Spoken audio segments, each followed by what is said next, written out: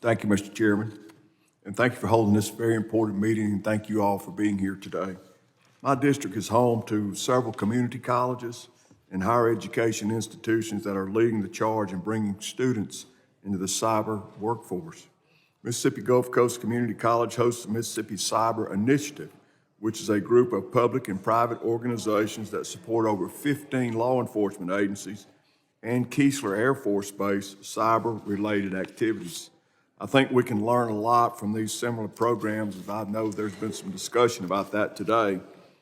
Mr. Peterson, despite these programs and similar programs that you mentioned in your testimony, we're still facing a severe shortage of cyber workers. With the current programs in place, do you have any estimate how long it's going to take to fill 500,000? I know that's a big question growing in this. Any idea how long it's going to take for us to fill that gap? So unfortunately, I don't have the crystal ball to tell you how long, and I think sometimes the answer is not how long or how many, but what are enterprises doing to managing their risk? And that's something certainly NIST is very committed to giving cybersecurity and privacy risk management frameworks that allow organizations to take the combination of technology, processes, and people to minimize their risk. I think the numbers in and of themselves don't really indicate the activity that's happening at the organizations or how new and emerging technologies may help to fill that gap. So the estimate is really not in time, but really in focus on what's going to minimize the risk of an enterprise. Thank you. I'd kind of like to focus a little more on our national security implications.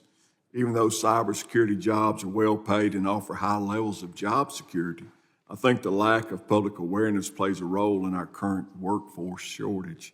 Mr. Peterson, what can Congress and institutions like this one in my district do to enhance public awareness and encourage students to see cybersecurity as a vital role in defending our country? Well, Congressman, I'm pleased to say I actually visited Gulfport Community College last year, and they were hosting an event along with the Department of Commerce and the Department of Education on raising the bar.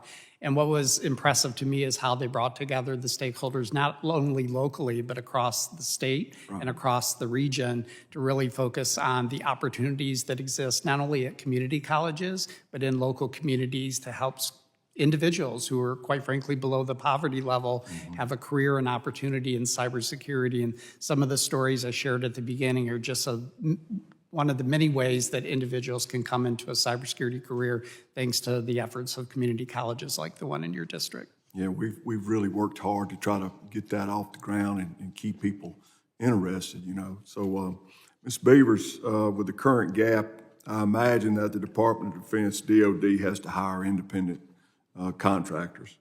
Do you have any idea how many independent contractors DOD has hired to alleviate the gap, and how much do they get paid?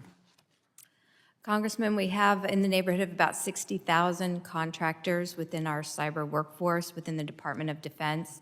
And like my distinguished colleague mentioned, it's under a contract. Right. So I would have to get back to you for average income. Sure. I understand that, but you know, I know we could save some money if we could get regular folks hired, working full time, doing that, and you know, let's all try to do our part. I want to do everything I can to support you.